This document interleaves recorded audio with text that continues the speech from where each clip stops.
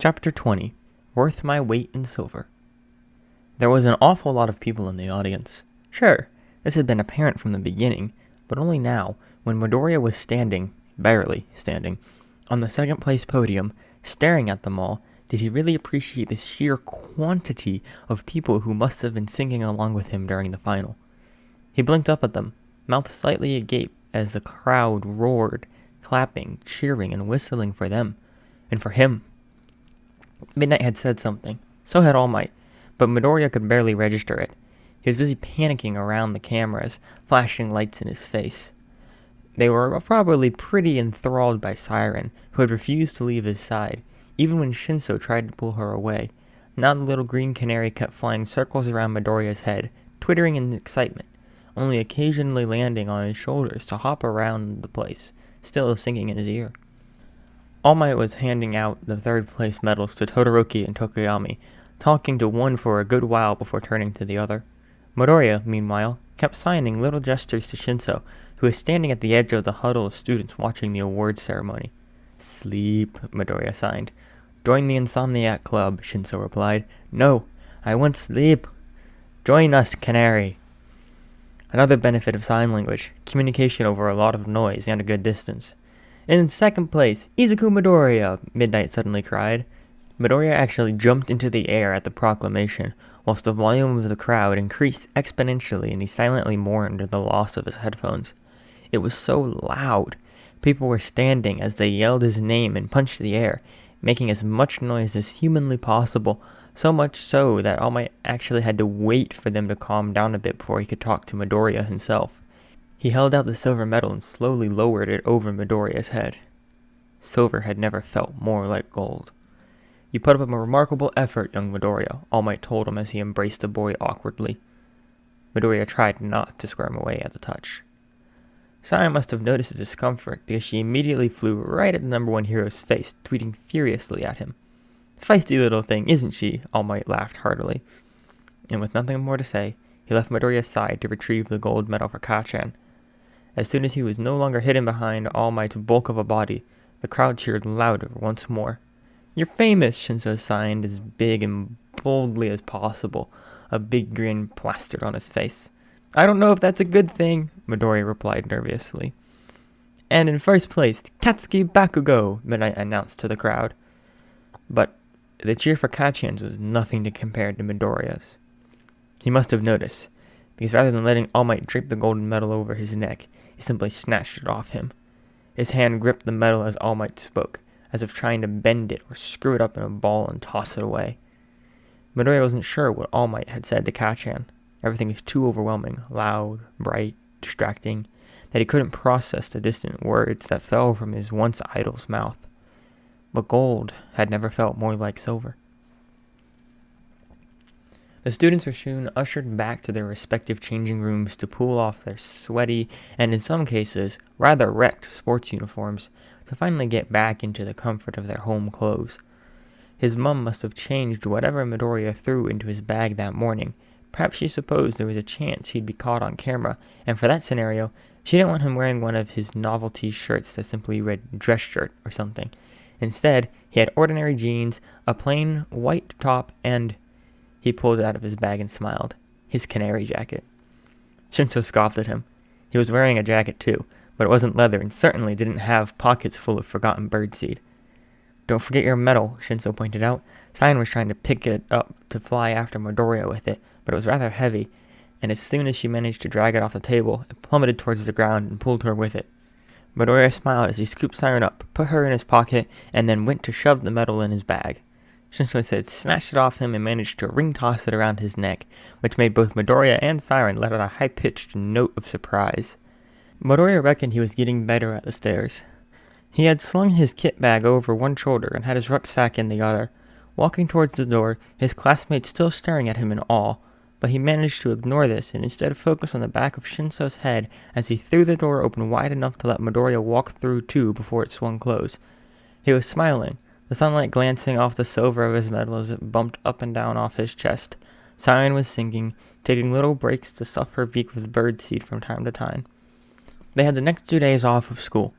Midoriya was looking forward to that, After the sports festival, he was completely exhausted. It was Wednesday. That meant he had the radio tomorrow, and then Dad would be calling him the day after. Then, he'd be back at school on Saturday and would have to face dance class in the evening, and the same went for Sunday.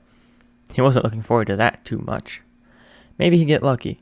Miss Gita wasn't far off having her baby, and she would cancel dance lessons for a while until a teaching replacement could be found. That would give Midoriya an excuse to miss the lesson and not have to face explaining to the others that he in fact was now a famous, that word still didn't feel right to Midoriya, radio star, also felt off to him, with a singing quirk, and then he'd have to face the prospect of speaking to them, and Shinso grasped the collar of his jacket and pulled him back before Midoriya could walk around the corner. What? He stammered. Look, Shinso replied. The two cautiously tilted their heads around the corner. Oh, wow. That's a lot of people, Midoriya realized. Other students were stifling their laughter at them as they walked calmly past and out into the streets. Good luck there, Canary. Oh, have fun. I should just running. Midoriya and Shinso ignored all of them and just stared for a while. The student exit barricaded a clear path through the crowds and out of the festivities, but on either side of those barricades was a crowd that easily exceeded the size of the ones which often swarmed the front of the radio station, and that was saying something. The mob consisted of everything from reporters to sports fans to just general fans. They waved at the UA students walking by, congratulating them on a job well done. Of course, the Hero Corps students got a lot more love than most others, considering their faces were more familiar. There was a girl from 1B blushing profusely as she showed off her quirk to a small group of kids nearby. And Jiro was there too, looking rather stunned as someone waved a pen and notepad at her for her autograph, despite her not getting very far in the tournament round.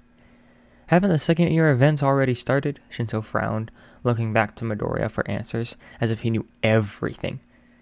They must be more interested in seeing us than watching them, Midoriya signed slowly in response. Shinso leaned back, away from the doorway and entrance to the student exit. He sighed. Great. Well, we could always run, Midoriya suggested. Shinso shook his head in disbelief and smacked his hand out of the air to stop him from signing anything else foolish. Come on then, he said eventually. There's no point in standing here for the rest of the day. With that, he shoved his own hands in his pockets and marched out of the exit. There was a little cheer for him when he appeared, like a few of the other tournament competitors had gotten, but nothing more, as he walked calmly away. Midoriya, however, stayed put, clutching his medal nervously and rubbing his finger over the engravings. Chirp! Midoriya blinked down at Siren, who was rather deep inside his pocket, with her beady eyes staring up at him. What? Midoriya whispered. Have you seen how many people are out there? Look! He gently removed her from the pocket, holding her out on his flattened palm. She ruffled her feathers a bit, before hopping around in a circle to look at Midoriya again. Tweet! It was less scary in the stadium, he protested quietly. The people walking by were still grinning stupidly at him, nudging their friends and pointing him out as he talked with his bird. Tweet! Tweet! Huh? What? And then Shinso reappeared, sighed deeply, and without warning, pulled him out into the open by his shoulders. The crowd cheered much louder that time. Every single one of them turned to see Midoriya with Canary in his hands, clapping loudly and even whistling in his direction as the camera lights flashed. Siren, as always, wasn't at all bothered by the noise, unlike Midoriya, and quickly took flight to do laps around Midoriya's head as Shinso began to walk away. Completely and utterly overwhelmed, Midoriya almost tripped over his own feet as he stumbled to catch up with Shinso and hide behind him, something that he did not let him do. But the people here weren't like those in Class 1C or the rest of UA. They didn't stare and whisper about the quirkless boy who had lied to them, or the mute one who actually can speak. These people just leaned over the barricades and cheered devotedly, pointing at the green wings painted on the back of his leather jacket and the bird flying circles around his head. Shinso walked a little further ahead of Midoriya, a little smile on his face, one that he couldn't seem to suppress as he turned his head to see his friend glance, stunned, at all the people calling his name and waving at him. When he mustered up the courage to pull his arms away from his chest and wave feebly back, they cheered even louder. Canary! Canary! Midoriya turned his head to lay his green eyes on a surprisingly large group of people, making as much noise as they possibly could, laughing and clapping. Midoriya wouldn't have done more than wave at them with wide eyes if Siren hadn't diverted off of her circles in the air to greet them. Siren, no! He hissed and hurried after her as she perched happily on the bar in front of them, singing. Shinso didn't stop. He simply shook his head, laughing, and disappeared off into the distance. Oh, look, she's so cute. Oh my god, guys, he's coming. Midoriya was tempted to just grab the bird in his fist and take off after Shinso. Hi, Canary! Two at the front exclaimed simultaneously. They laughed at each other for a moment before turning back to Midoriya, starry-eyed. Midoriya blinked at him, reaching back forwards to try and lever Siren off the bar, which was a tougher job than it sounded. Hi, he stammered, after that failed. Hi, they chorused. You did so well. I love your singing. Seriously, man, I'd never have the guts to pull off something like that. Midoriya's eyes then zeroed in on what they were wearing. You like 'em? One exclaimed, pulling at her top. They all had different variants of it, but each followed a similar pattern. Some had the word Canary written across them, others were decorated with birds or feathers. One, which was Midoriya's favorite, thinking back, had Present Mic written with the wire to the microphone, whilst Canary was below it, with a bird perched on the word, singing into the mic. Midoriya nodded, flushing red as he did so. You didn't have any merchandise, so we made stuff up. Midoriya was just frozen in place, unsure about what to say or do, or... Can I have your autograph? Questioned the one with Midoriya's favorite design, thrusting a pen and notepad at him. He jumped backwards a little. The fan just laughed. You don't have to if you don't want to. I don't have an autograph, he stammered terribly as Siren flew off his hands to land on top of his head. But he did speak, which was an achievement in itself. She laughed again, leaning over the barricade as far as she could to give him the pen and paper. Then make one up, and I can say that I have your very first. After a tweet from Siren, with shaking hands, Midoriya accepted the notepad and almost dropped the pen. He stared at the paper for a moment, before grimacing and just writing the word Canary as quickly as possible. But then he hesitated, glancing back and forth between the girl and the paper. After a moment, he put his pen back on the end of the Y and twirled it around, so it ran over the top of the word and then crossed right through the C, ending with a twirl. It looked roughly like a treble clef. I hope that's okay, he said, handing the pen and paper back nervously. She really did drop the pen as she jumped up and down, showing her friends the autograph. She yelled thank you after Midoriya as he stepped away panickingly, looking for Shinso in the crowd of students leaving UA, but his indigo head was nowhere to be seen. Shinso dealt with the pains of social interaction very differently from Midoriya, but at least he didn't have a whole mob of people screaming his name and congratulating him. After his first interaction, though, Midoriya wasn't too keen to stay there long. Not that he wasn't secretly enjoying himself, there was just an awful lot of people, and that would mean an awful lot of words, but his mouth seemed to be working at the moment. He would like it to stay that way. That was why he signed very little else, spoke to very few, and then was gone, blending in with the crowd the best he could, as quickly as he could. Izuku? Midoriya felt a prod in his arm. Izuku, are you awake? He groaned as his eyes fluttered open. Your friend Shinso's on the phone, his mom exclaimed, thrusting it in his direction. She seemed generally excited that Midoriya had a friend that had actually called to check up on him. Midoriya just blinked at her, his brain taking its time to process her words. He'd fallen asleep on the sofa. After he'd gotten home, he threw off his shoes, hugged his tearful mother, tied away the copious amounts of tissues, and then immediately collapsed. Hello, he moaned across the phone. He heard Shinso's sputtering laughter. It's barely 6 o'clock. How tired are you? Tired, he replied simply, rubbing his eyes. Then I'm guessing you haven't seen it yet. Seen what? My point exactly. Is your phone within arm's reach? It doesn't sound like you're physically capable of getting up to retrieve it. My phone's in my hand. No, that's your landline. It is? He pulled the phone away from his ear and stared at it for a couple of seconds. Oh, yeah. Yeah, go back to sleep. No, I want, he yawned, to know now. Then stay on the phone so I can hear your reaction, Shinso insisted. Midoriya didn't bother questioning the ominousness of that statement as he threw off the blanket that had miraculously appeared at some point and wandered over towards his room. His mom had already moved his bags into there, so he supposed that was where his phone had gone. However, what first caught his eye when he switched on the lights and stepped inside was not the contents of his bag strewn across the floor, but was, in fact, Siren's birdcage. The door hung ever open, with the little lock twisted in a certain way so it would never swing closed by accident. Not that Siren wouldn't have been able to undo it. Usually, all that her little home consisted of was that cage, her little perch next to it, and the swing inside, above her litter tray. She was a very neat bird, except when it came to food, because there was birdseed all over the counter and even in her water. Siren also had a bell, which she very much enjoyed ringing instead of Midoriya setting an alarm, or when she insisted, 2 hours early, that it was time she had more food. None of the above was out of the ordinary. What was happened to be a certain something, fashioned into a little ball next to her cage, which Siren was now sitting in the middle of. The missing headband from the cavalry battle. She must have stowed it away in Midoriya's backpack so he would carry it home, and then somehow emptied the entire contents of his bag in order to retrieve it. He blinked at her. "Seriously, Siren?" he questioned. Shinso sighed from across the phone. What has she done now? She just tweeted in reply, pulled herself out of the stolen fabric, and flew over to him eagerly. "I found the headband." Something is seriously wrong with that bird. I know, and I love her for it. Midoriya, meanwhile, had chosen to ignore the reappearance of the headband, and went to find somewhere to hang up his medal, which he had yet to take off. It ended up dangling from the side of his bed, mainly because his room was so cluttered anyway, that he really didn't have anywhere else to put it. Siren liked that idea, though. She quickly demonstrated its noise-making abilities by constantly swinging it side to side, so it crashed against his bed periodically. Further ignoring Siren's antics, because he'd come to learn at this point that there were very few ways that he could get her to stop doing it, Midoriya collected together his various things and started to tidy them away. "What are you doing?" "Tidying. Stop procrastinating and pick up your phone." "I'm doing the opposite of procrastinating. I'm being productive." "You sound dead on your feet. For once in your life, just sit down and stop."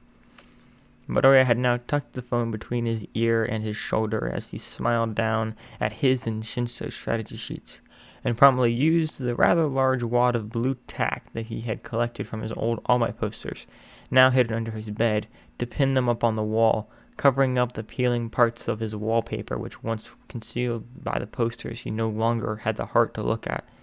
He needed to get some new ones, maybe some of Present Mike. Of course, he had his collection of photographs from Aozora, and that took up a good amount of space too. Oh, right, yeah, the phone. "Oh, it's in my pocket," Midoriya realized as he tipped the birdseed out of it. "Of course it is," Shinso sighed. Midoriya hesitated before finally turning on the device. Oh no.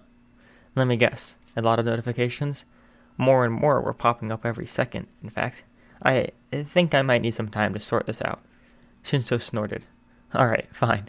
Message me when you're finished so I can send you a video I found where someone translated all of our sign language conversations." Oh god. Yep, it's as bad as it sounds. Anyways, have fun! And he hung up without another word. Midoriya hesitated, staring at the silent phone for a moment, before grabbing the back of the wheelie chair currently tucked under his desk, which almost tipped over as he fell into it, and turned on his computer. As it booted up, he turned back to his own phone. The very first thing he did was delve through the settings and turn off the notifications to his social media. He sighed in relief once the bombardment had stopped, and then was about to tap on his messaging app when someone started calling him, and he pressed the answer before he was able to process who it had been. "Hello?" he said nervously. The person on the other end screamed in delight. "Yes! My little fledgling has awoken!" Midoriya grinned. "Hi, Aozora." "You did so well!" "Thank you," he replied as he turned back to his computer, clicking on the internet. "Everyone's buzzing about your final match. It was incredible. You got the entire stadium singing along with you. And me, of course." He struggled to type in the word Canary whilst also holding his phone to his ear. Well, I didn't win." "Oh, who cares about that?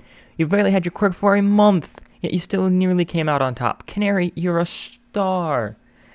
Midoriya wasn't sure what emotion to feel when, for the first time, it was not the bird nor the islands that appeared first in his search contents, but him. "You need to get onto your social media in a minute. Post something, anything at all. A picture of Siren with your medal if you want. Oh, and change your profile picture to that awesome shot of you flying above the sports festival arena." Midoriya was staring at that particular photograph right now, taken by a drone he had faced high in the air during his brief match with Canary, his green wings spread out on either side of him and a great smile across his face. What is it at the moment?" "Oh, I think it's just the Put Your Hands Up radio logo. But have you seen that picture? It's incredible. I'm printing a poster of it." Wait, what?"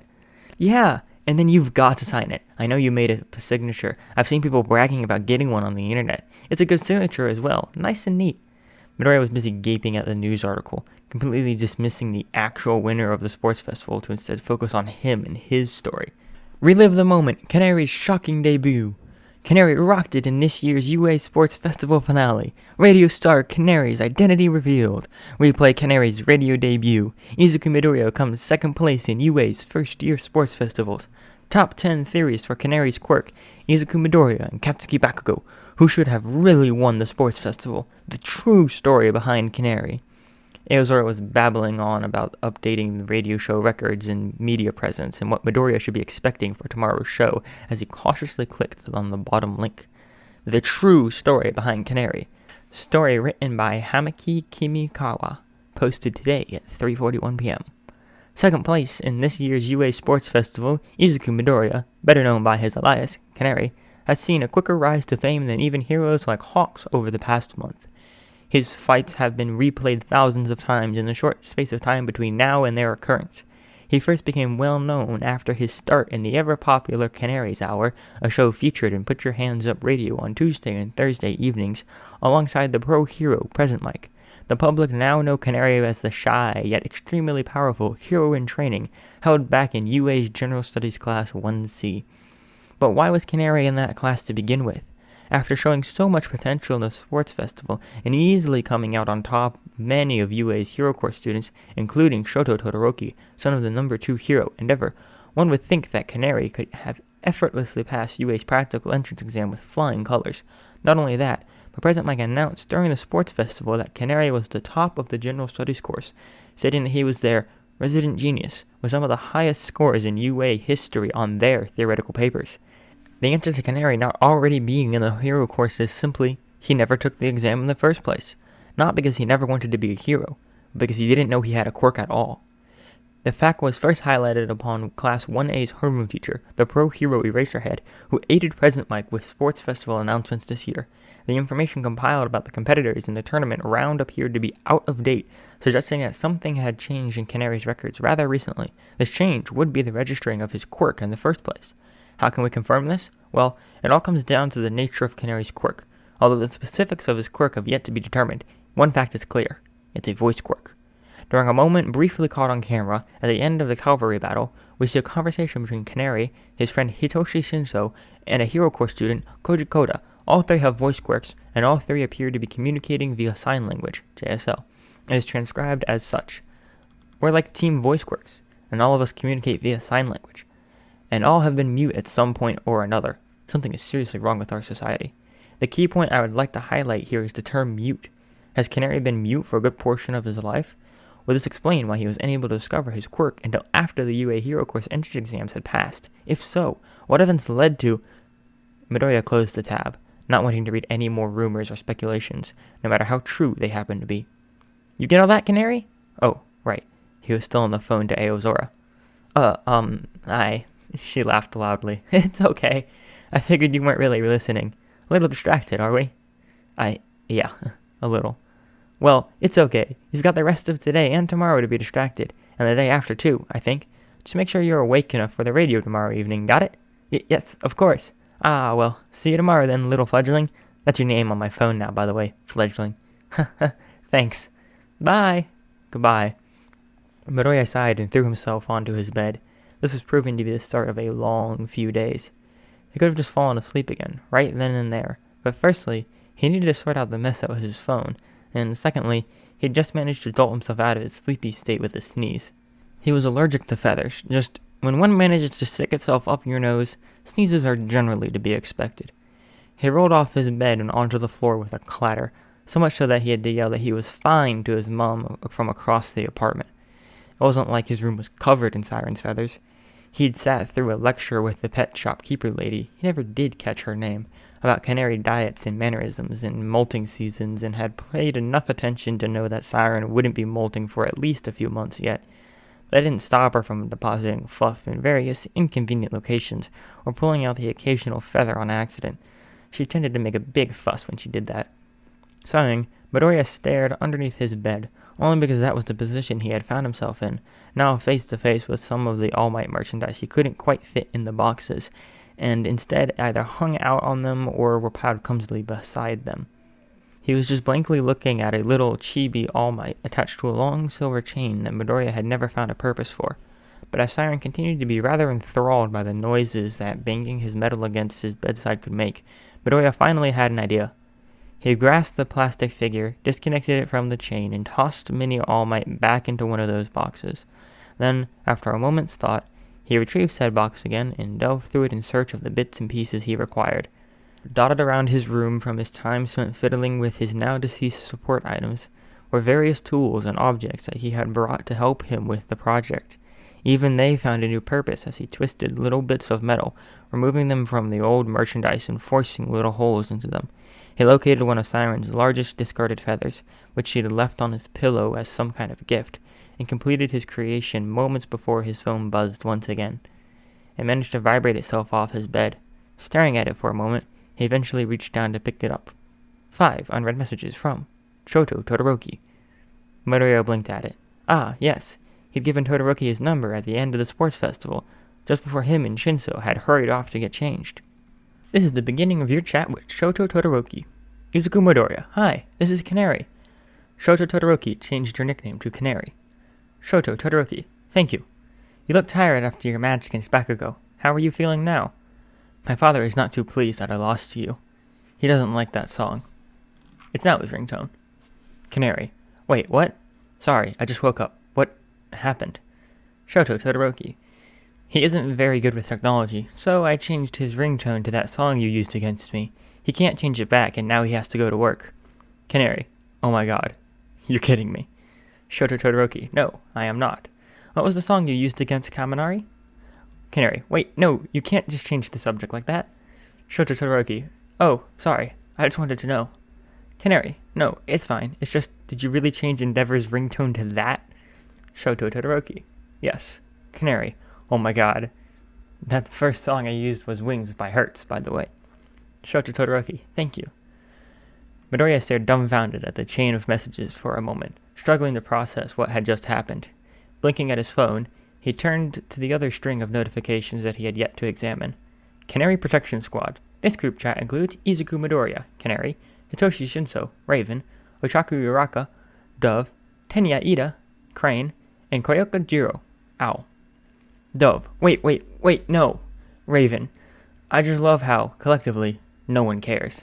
Crane. Bakugou did win the sports festival, though. Owl. But no one cares. Raven. And I love that. Dove. Wait. Owl. What are we waiting for again? Raven. Uraraka's looking for a link to something. Dove. Fan account for our Lord and Savior, Siren. Owl. What the actual heck? Raven. This is beautiful. Canary. What did I just read? Dove. Canary! Yay! How are you feeling? Canary. A little tired, but okay. Raven. Midoriya, you forgot I was talking to you over your landline despite you holding the phone in your hands. Owl. Yeah, that doesn't sound okay. Canary. I'm tired. I do weird things when I'm tired. Speaking of weird things, I was talking to Todoroki. Owl. Todoroki? As in fire and ice? Todoroki? Canary. Yeah, so anyway, he really liked that song and then decided to... Actually, can I add him here? Raven. Can I ask first how you make friends so easily and yet the only person you've ever mentioned knowing before UA is Bakugou? Owl. Excuse me, what? Crane. I wasn't aware you and Bakugou knew each other personally. Raven. Do whatever you want, Midoriya, but Todoroki has yet to speak to me and I am bitter. Owl. You're always bitter. Raven. Shut up. Canary added Shoto Todoroki to the chat. Canary. Okay, now tell them what you told me. Shoto Todoroki. What is this? Crane. Hello, Todoroki. This is Ida. We have bird names here. Dove. My idea. Uraraka. Owl changed Shoto Todoroki's name to Phoenix. Raven changed Phoenix's name to Penguin. Crane changed Penguin's name to Woodpecker. Dove. No. I've got one. Dove changed Woodpecker's name to Puffin. Puffin. Why am I Puffin? Dove. Because they're like kind of white and red and black, and it was the best upgrade of Penguin that I could think of. Raven. I prefer Penguin. Owl. That's just because you're still salty about losing. Puffin. Oh, is this the brainwasher? Raven. I have a name. Canary. I'm just gonna go fix my social media account. Raven, you come back here. Midoriya sighed exasperatingly as he turned to the task he'd been putting off. Aozora was right. He'd done hardly anything on the account, but wow, that was a lot of followers for someone with only one post. And he'd been tagged in a lot of things, too. Everything from Put Your Hands Up Radio, which posted the picture that Aozora had taken not so long ago in order to update the information that the Canary's Hour part of the website displayed, to fans taking photographs of him from the arena, and a couple where he'd nervously agreed to take a selfie with them. It didn't take long for Midoriya to locate the photo Aozora had specifically identified, though. It was on the UA Sports Festival's main account. He gaped at it, not just because it was a really good picture, and even he couldn't deny it, but because only the winners ever got their photos posted there. And here he was, congratulated for second place shortly after Bakugou was briefly praised for first. The photo of him was far less appealing, with him standing on the podium, staring at his first place medal, a snarl on his lips. It took Midoriya a little longer than it perhaps should have for him to figure out how to repost it and then set it as his profile picture. All this media nonsense really wasn't Midoriya's style. But he was helping President Mike's and Aozora's business, right? And then, of course, surely all of this attention could convince Principal Nezu to let him onto the hero course. All he had to do now was figure out a way to make sure that Shinso would be able to follow. He stared down at the gift he had made for him. It was a necklace, of sorts. He knew it sounded weird. He didn't expect Shinso to wear it or anything, but Shinso didn't win a medal. Midoriya felt like he should have, or, at the very least, won a medal for all the good things he'd done for him. And that was what it was, a medallion, with Siren's green feather as a pendant. He put it around his neck for now, or else he knew he'd completely forget about it. Tweet, tweet! Ah, right. One more thing to do. He turned and grinned. Siren was back in the nest she'd made out of the 10,615-point headband. She looked very proud of herself. Turning to his phone camera and grasping the medal from the side of his bed again, Midoriya placed it gingerly beside her and bent to take a picture that he was sure Aozora would be proud of. But he didn't take it until Siren stubbornly insisted on adjusting the medal's position a little, so it was propped up a little more by the fabric of the headband. Midoriya shook her head as she fluffed out her feathers. She was posing. Maybe Principal Nezu would enjoy meeting her. He took the photo and finally posted it online. "Izuku, it's time for dinner. I've made katsudon again," his mom called across the house. Midoriya grinned. Katsudon for the third time this week. He really loved katsudon. Bakugou's golden medal was sitting on his pillow whilst he perched, cross-legged, at the other end of his bed, staring at it. His phone was in his hand, ears plugged in. He had been listening to the same 2 songs on repeat for the last few hours. He knew one, obviously. There were a few who didn't know that song. But the other? He hated how much he liked it, and how much more he would have liked it if it weren't for the bitter memories that those notes made resurface in his mind. He could still hear Deku's words echoing in his skull. They got it the wrong way around. A villain. All his life, he'd been the future hero, the star in the making, whilst Deku was the nobody. The one who'd ended up tripping over his own feet as he failed to chase Bakugou's shadow. But now it was his shadow Bakugou was standing in. He was in first place. He was the best of them all. There was his golden prize, and Deku had his silver one. Canary's aria. Hello everyone, thank you all for the support before and after the festival. And to the festival officials, I really hope that you're not still looking for that 10,615-point headband, because it's here. Siren wouldn't let me take it back, so...